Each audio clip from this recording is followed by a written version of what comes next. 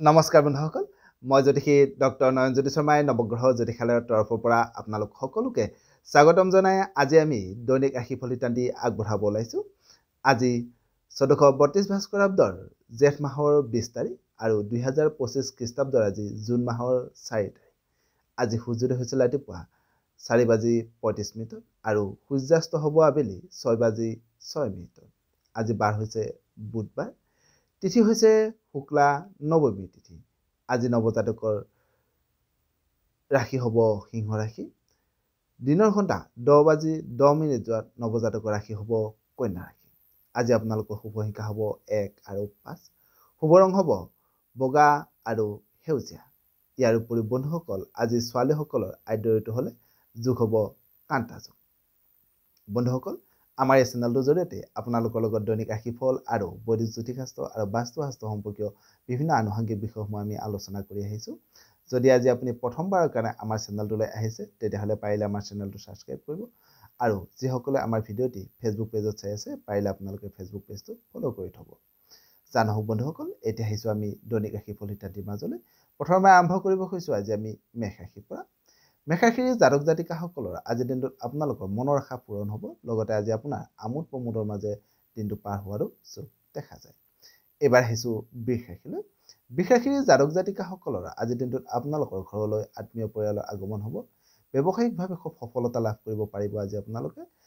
লগতে আজি আপোনাৰ সাহিত্যিক দিশত বা সাহিত্য চৰ্চাৰ দিশত খুব মনোনিৱেশ হোৱাৰো যোগ দেখা যায়।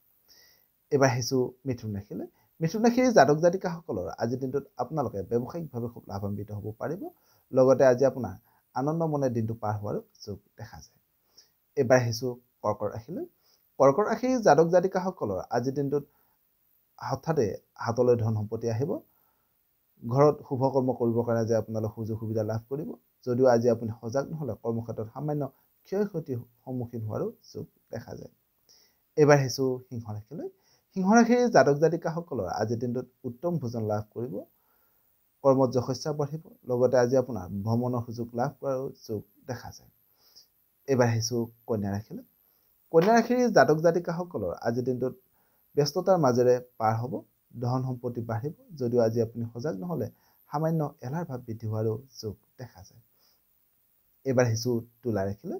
তুলা ৰাশিৰ জাতক জাতিকাসকলৰ আজিৰ দিনটোত আপোনালোকৰ মনটো সামান্য অস্থিৰ হ'ব পাৰে। যিসকল সমাজকৰ্মী আছে তেওঁলোকে আজি ৰাজহুৱা কৰ্মত খুব তেওঁলোকৰ ব্যস্ততা বৃদ্ধি হ'ব। যদিও আজি আপুনি সজাগ নহ'লে শৰীৰত সামান্য ৰোগ বৃদ্ধি হোৱাৰো যোগ দেখা যায়। এইবাৰ আহিছোঁ বৃশ্চিক ৰাশিলৈ। বৃশ্চিক ৰাশিৰ জাতক জাতিকাসকলৰ আজিৰ দিনটোত কৰ্মত যশস্যা বাঢ়িব। ধন সম্পত্তি আজি আপোনালোকৰ বৃদ্ধি হ'ব। যদিও আজি আপুনি সজাগ নহ'লে প্ৰেমত সামান্য মনোমালিন্য বৃদ্ধি হোৱাৰো কিন্তু যোগ দেখা যায়। এইবাৰ আহিছোঁ ধনু ৰাশিলৈ। ধনু ৰাশিৰ জাতক জাতিকাসকলৰ আজিৰ দিনটোত কৰ্মত উন্নতি সাধন হ'ব। পিতৃ মাতৃ বা জ্যেষ্ঠ ব্যক্তিৰ পৰা আজি আপোনালোকে মৰম চেনেহ লাভ কৰিব। লগতে আজি আপোনাৰ কৰ্মক্ষেত্ৰত খুব সন্মান বৃদ্ধি হোৱাৰো যোগ দেখা যায়। এইবাৰ আহিছোঁ মকৰ ৰাশিলৈ। মকৰ ৰাশিৰ জাতক জাতিকাসকলৰ আজিৰ দিনটোত আয় উপাৰ্জন বাঢ়িব। যদিও আজি আপুনি সজাগ নহ'লে কৰ্মক্ষেত্ৰত সামান্য জটিলতা বৃদ্ধি হোৱাৰো কিন্তু যোগ দেখা যায়। এইবাৰ আহিছোঁ কুম্ভ ৰাশিলৈ। কুম্ভ ৰাশিৰ জাতক জাতিকাসকলৰ আজিৰ দিনটোত নতুন প্ৰেমত সঁহাৰি লাভ কৰিব। যদিও আজি আপুনি সজাগ নহ'লে সৰু সুৰা কথাতে মনত সামান্য চিন্তা বাঢ়িব পাৰে।